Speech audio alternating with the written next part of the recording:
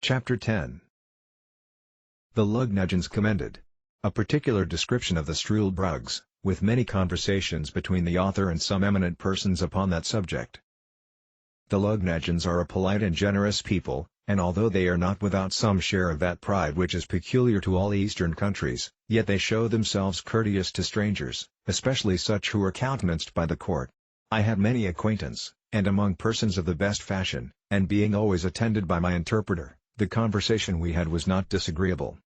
One day, in much good company, I was asked by a person of quality, whether I had seen any of their Struldbrugs, or immortals? I said, I had not, and desired he would explain to me what he meant by such an appellation, applied to a mortal creature. He told me that sometimes, though very rarely, a child happened to be born in a family, with a red circular spot in the forehead, directly over the left eyebrow, which was an infallible mark that it should never die. The spot, as he described it, was about the compass of a silver threepence, but in the course of time grew larger, and changed its color, for at 12 years old it became green, so continued till 25, then turned to a deep blue, at 45 it grew coal black, and as large as an English shilling, but never admitted any further alteration. He said, these births were so rare, that he did not believe there could be above 1100 Struldbrugs, of both sexes, in the whole kingdom, of which he computed about 50 in the metropolis, and, among the rest, a young girl born, about 3 years ago, that these productions were not peculiar to any family, but a mere effect of chance, and the children of the Struldbrugs themselves were equally mortal with the rest of the people. I freely own myself to have been struck with inexpressible delight, upon hearing this account, and the person who gave it me happening to understand the Balnibarbian language, which I spoke very well, I could not forbear breaking out into expressions, perhaps a little too extravagant. I cried out, as in a rapture, happy nation, where every child hath at least a chance for being immortal.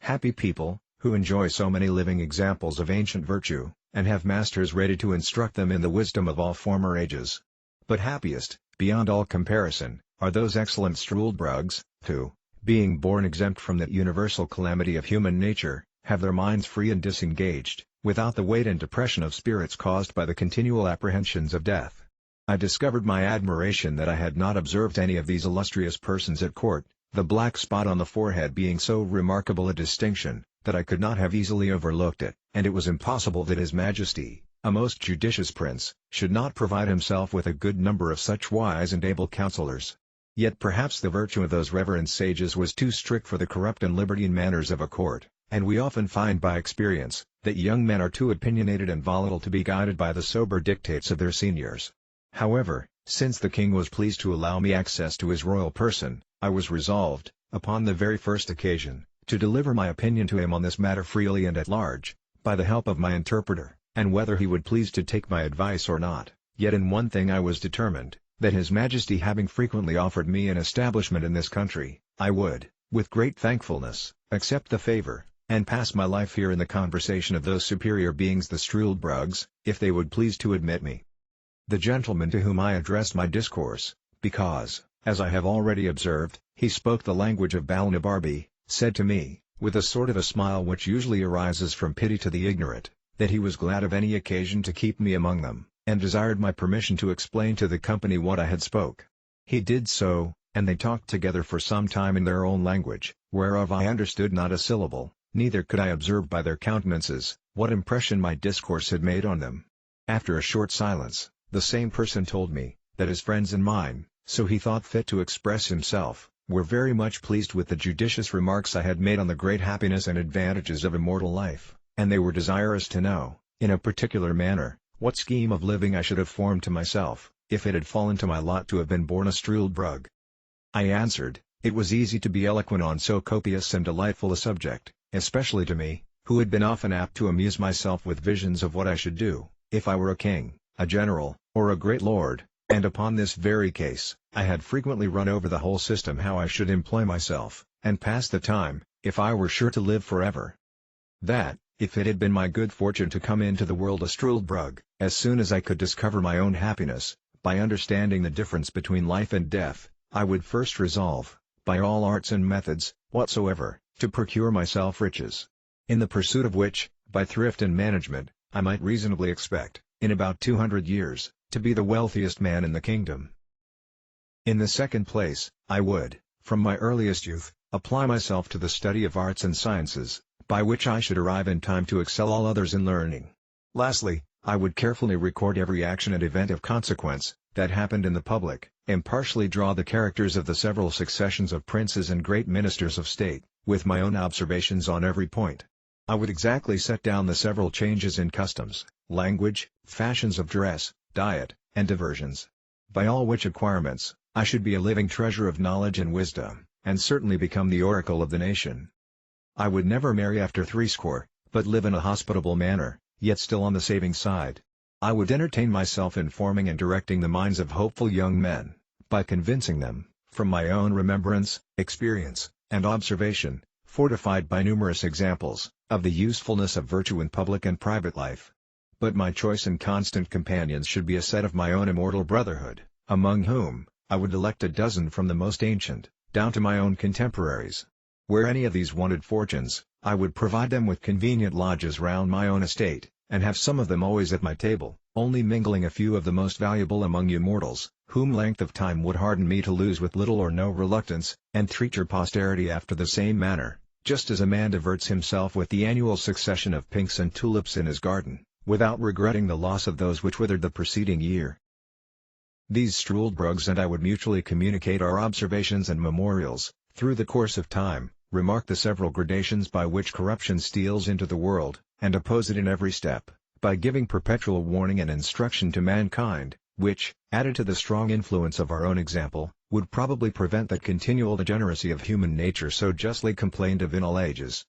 Add to this, the pleasure of seeing the various revolutions of states and empires, the changes in the lower and upper world, ancient cities in ruins, and obscure villages become the seats of kings, famous rivers lessening into shallow brooks, the ocean leaving one coast dry, and overwhelming another, the discovery of many countries yet unknown, barbarity overrunning the politest nations, and the most barbarous become civilized. I should then see the discovery of the longitude, the perpetual motion, the universal medicine, and many other great inventions, brought to the utmost perfection. What wonderful discoveries should we make in astronomy, by outliving and confirming our own predictions, by observing the progress and return of comets, with the changes of motion in the sun, moon, and stars. I enlarged upon many other topics, which the natural desire of endless life, and sublunary happiness, could easily furnish me with. When I had ended, and the sum of my discourse had been interpreted, as before, to the rest of the company, there was a good deal of talk among them in the language of the country, not without some laughter at my expense. At last, the same gentleman who had been my interpreter, said, he was desired by the rest to set me right in a few mistakes, which I had fallen into through the common imbecility of human nature, and upon that allowance was less answerable for them. That this breed of Struldbrugs was peculiar to their country, for there were no such people either in Balnibarbi or Japan, where he had the honor to be ambassador from His Majesty, and found the natives in both those kingdoms very hard to believe that the fact was possible, and it appeared from my astonishment when he first mentioned the matter to me, that I received it as a thing wholly new, and scarcely to be credited. That in the two kingdoms above mentioned, where, during his residence, he had conversed very much, he observed long life to be the universal desire and wish of mankind. That whoever had one foot in the grave was sure to hold back the other as strongly as he could. That the oldest had still hopes of living one day longer, and looked on death as the greatest evil, from which nature always prompted him to retreat. Only in this island of Lugnag the appetite for living was not so eager, from the continual example of the Struldbrugs before their eyes. That the system of living contrived by me, was unreasonable and unjust, because it supposed a perpetuity of youth, health, and vigor, which no man could be so foolish to hope, however extravagant he may be in his wishes. That the question therefore was not, whether a man would choose to be always in the prime of youth, attended with prosperity and health, but how he would pass a perpetual life under all the usual disadvantages which old age brings along with it. For although few men will avow their desires of being immortal, upon such hard conditions, yet in the two kingdoms before mentioned, of Balnibarbi and Japan, he observed that every man desired to put off death some time longer, let it approach ever so late, and he rarely heard of any man who died willingly, except he were incited by the extremity of grief or torture. And he appealed to me, whether in those countries I had travelled, as well as my own, I had not observed the same general disposition. After this preface, he gave me a particular account of the Struldbrugs among them. He said, they commonly acted like mortals till about 30 years old, after which, by degrees, They grew melancholy and dejected, increasing in both till they came to fourscore. This he learned from their own confession, for otherwise, there not being above 2 or 3 of that species born in an age, they were too few to form a general observation by. When they came to fourscore years, which is reckoned the extremity of living in this country, they had not only all the follies and infirmities of other old men, but many more which arose from the dreadful prospect of never dying. They were not only opinionative, peevish, covetous, morose, vain, talkative, but incapable of friendship, and dead to all natural affection, which never descended below their grandchildren. Envy and impotent desires are their prevailing passions. But those objects against which their envy seems principally directed, are the vices of the younger sort and the deaths of the old. By reflecting on the former, they find themselves cut off from all possibility of pleasure, and whenever they see a funeral, they lament and repine that others have gone to a harbor of rest to which they themselves never can hope to arrive. They have no remembrance of anything but what they learned and observed in their youth and middle age, and even that is very imperfect, and for the truth or particulars of any fact, it is safer to depend on common tradition, than upon their best recollections. The least miserable among them appear to be those who turn to dotage, and entirely lose their memories. These meet with more pity and assistance, because they want many bad qualities which abound in others. If a Struldbrug happen to marry one of his own kind, the marriage is dissolved of course, by the courtesy of the kingdom, as soon as the younger of the two comes to be fourscore, for the law thinks it a reasonable indulgence, that those who are condemned, without any fault of their own, to a perpetual continuance in the world, should not have their misery doubled by the load of a wife.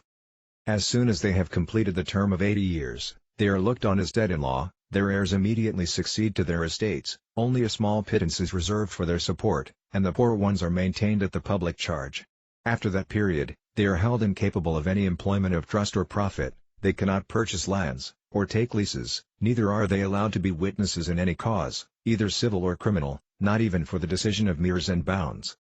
At 90, they lose their teeth and hair, they have at that age no distinction of taste, but eat and drink whatever they can get, without relish or appetite. The diseases they were subject to still continue, without increasing or diminishing. In talking, they forget the common appellation of things, and the names of persons, even of those who are their nearest friends and relations. For the same reason, they never can amuse themselves with reading, because their memory will not serve to carry them from the beginning of a sentence to the end, and by this defect, they are deprived of the only entertainment whereof they might otherwise be capable. The language of this country being always upon the flux, the Struldbrugs of one age do not understand those of another, neither are they able, after 200 years, to hold any conversation, farther than by a few general words, with their neighbors the mortals, and thus they lie under the disadvantage of living like foreigners in their own country. This was the account given me of the Struldbrugs, as near as I can remember.